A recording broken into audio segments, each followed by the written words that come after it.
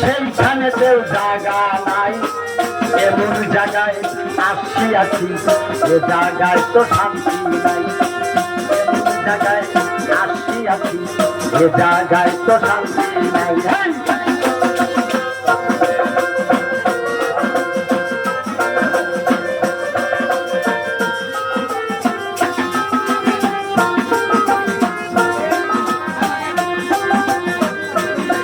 মায়ের গর্ব হইতে হইলাম জানো,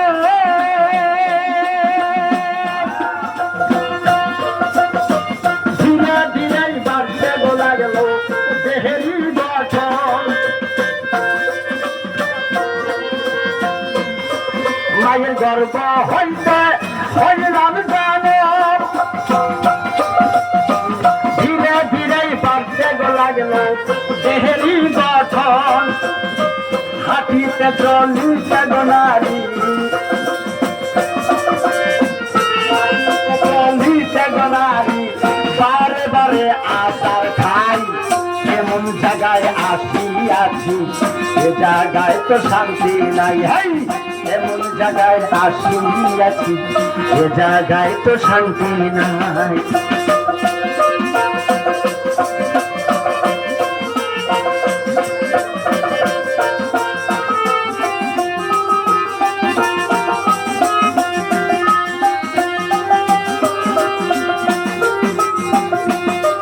দেহে যখন আসলো সত্যি ভয়,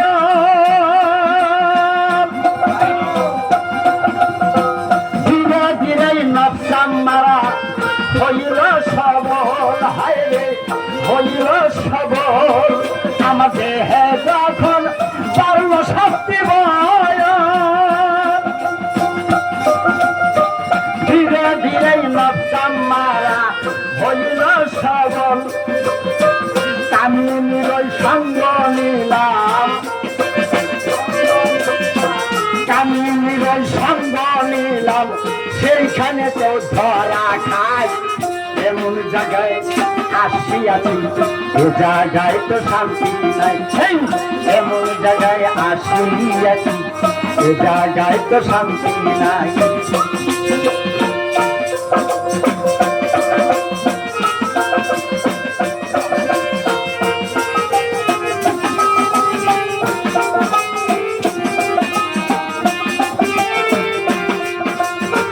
কামিনীর সঙ্গ নিলাম, কামিনীর সঙ্গ নিলাম, সেইখানেতেও ধরা খাই।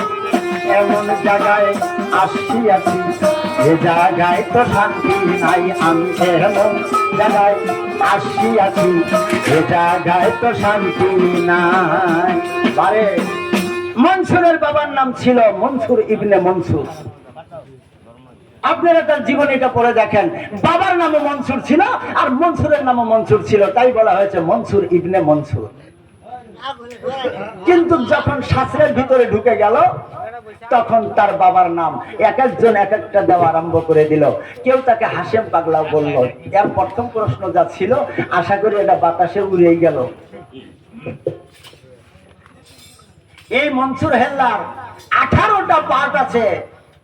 এই বেটা 18 বার মৃত্যুবরণ করেছিল আর 18 বার ঘুরে ঘুরে পৃথিবীর এই ধরাধামে আসলো।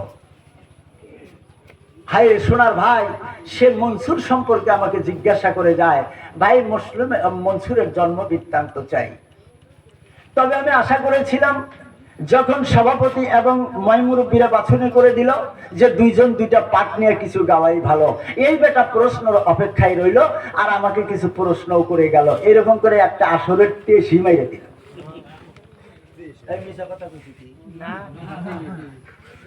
আচ্ছা জায়গায় টেস মারার তালে আসাও তো থাকো। তবে একটা কথা বলি আপনাদেরকে, আমি একটা এখন যদি পাঠ নিয়ে যাই, এই 18 পাঠের একটা পাঠ যদি নিয়ে যাই, তাহলে জন্ম হইতে হইতে হইতে হইতে এই জন্ম হয়ে গুড়ু গুড়ু গুড়ু গুড়ু গুড়ু গুড়ু করতে করতে রাত 12টা ছাড়া কোনো উপায় নেই। গতিকে আমি কিছু এগিয়ে যাইতে চাই, এখানে আপনাদের মতামত চাই। একটু সাউন্ড দিলে অন্তরে শান্তি পাই, বলুন। একটু আগ বাড়ায় যাওয়াটাই কোথায় ভালো হবে। তার মানে জন্ম নিয়ে যদি টানাটানি করি এই মনসুরের কিছু আমরা খুঁজে পাবো না। তো এই মনসুর হেল্লা তার